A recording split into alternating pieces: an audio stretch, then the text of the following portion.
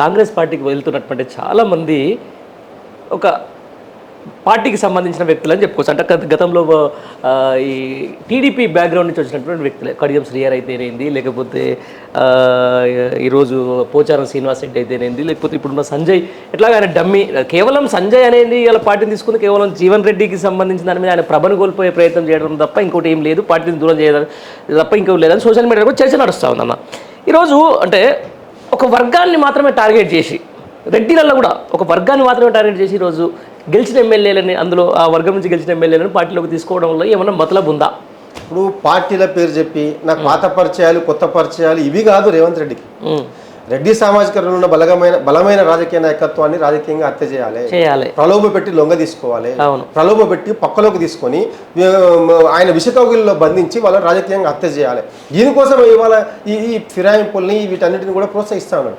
అన్ని పార్టీల్లో ఉన్న నాయకుల్ని వాళ్ళ లొంగ తీసుకునే ప్రయత్నం రేవంత్ రెడ్డి చేస్తా ఉన్నాడు. అందులో భాగంగా ముఖ్యంగా తెలంగాణకు ఒక రక్షణ దళంగా, తెలంగాణ బలంగా, తెలంగాణ దళంగా ఉన్న బీఆర్ఎస్ను లేకుండా చేయాలి, బీఆర్ఎస్కు నష్టం చేయాలి, బీఆర్ఎస్ను లేకుండా చేయాలనే కుట్ర శాసనసభ్యులను కూడా ప్రలోభ పెడతా ఉన్నాడు. అది సాధ్యమైతే తప్పంటారు కదా. అట్లా చేసి ఒకసారి చరిత్ర చదువుకోవాలి కదా.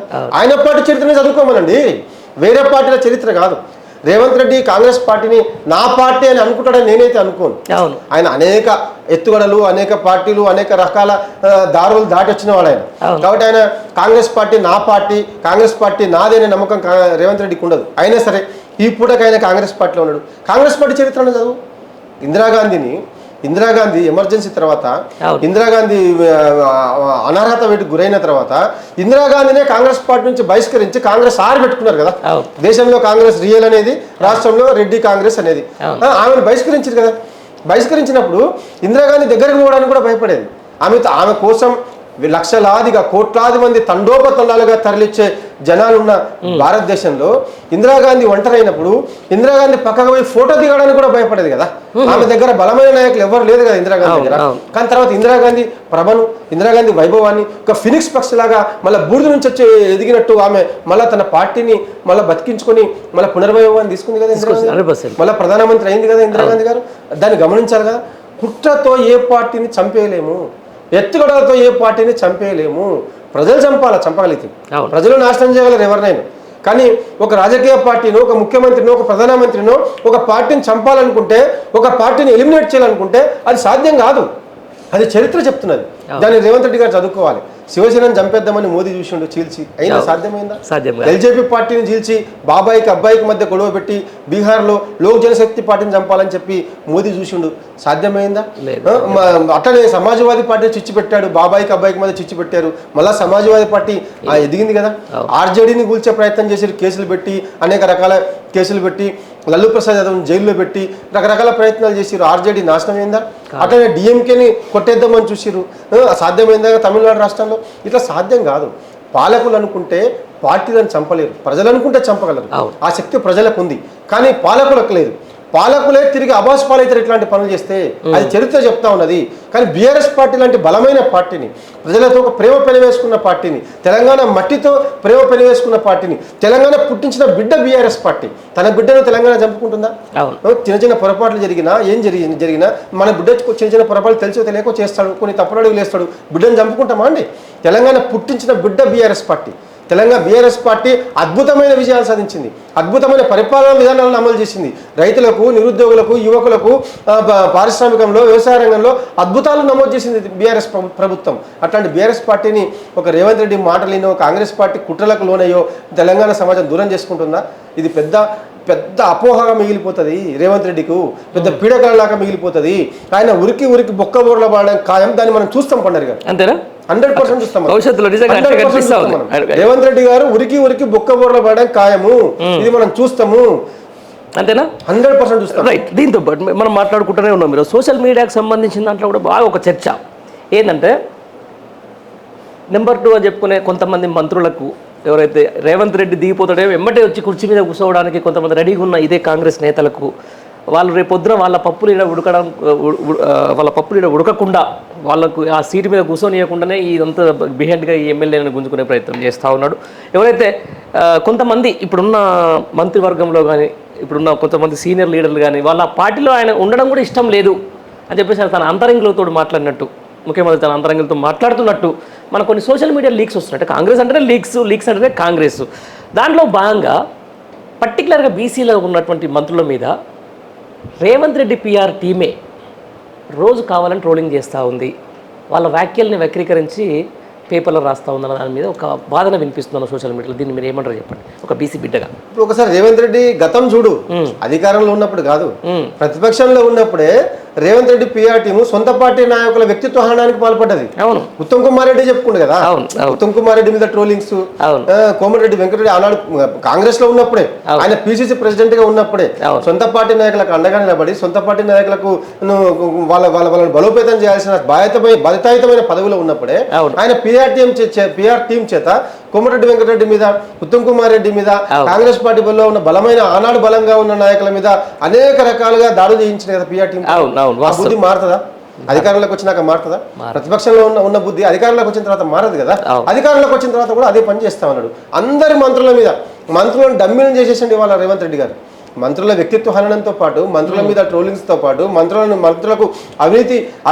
అవినీతిలో ముంచే ప్రయత్నం చేయడంతో పాటు, దాంతోపాటు ఇవాళ మంత్రులందరినీ కూడా డమ్మీగా మార్చేసిండు. మనకు తెలిసిపోయింది కదా, జూపల్లి ఉదంతం చూడు. ఆయన తెలుసా? బీర్ల కంపెనీలకు అనుమతించింది ఆయన. బీర్ల కంపెనీల సంగతి దేవుడెరుగు. ఎలాంటి బార్లకు అనుమతి ఇచ్చిరంట. కొత్త బార్లకు అనుమతించిన విషయం శాఖ మంత్రికి తెలియదు. ఇట్లా మంత్రులకు తెలియకుండా మొత్తం బుల్డేజ్ చేసుకుంటూ అన్ని శాఖలను గుప్పెట్లో పెట్టుకొని వాళ్ళ రేవంత్ రెడ్డి రాజ్యం నడిపిస్తా ఉన్నాడు తెలంగాణ రాష్ట్రంలో. కాబట్టి ఈ మంత్రులందరూ కూడా వాళ్ళ డమ్మీలు. మంత్రులందరూ కూడా వాళ్ళందరూ కూడా యాంటీ రూమ్ లో వాళ్ళ ఏడుస్తుంటారు. వాళ్ళందరూ కూడా నాకు తెలిసి అనేక బాధలు పడుతూ ఉంటారు. మనకు కూడా వినపడతా ఉన్నాయి.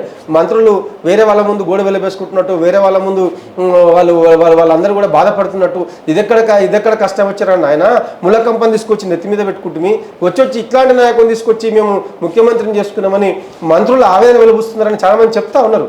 మనం గమనిస్తుంటే కూడా మనకు అర్థమవుతా ఉన్నది కదా. ఐటీలో ఏం జరుగుతుందో శ్రీధర్బాబు గారికి తెలియదు, ఎక్సైజ్ లో ఏం జరుగుతుందో జూపల్లి గారికి తెలియదు, పొంగులేటికి ఆయన శాఖలో ఏం జరుగుతుందో తెలియదు, తుమ్మలకి ఏం జరుగుతుందో ఆయన శాఖలకు తెలియదు, చివరికి వాళ్ళ జిల్లా నాయకులు జైన్ అవుతున్న విషయం కూడా ఆ జిల్లా మంత్రులకు తెలియదు.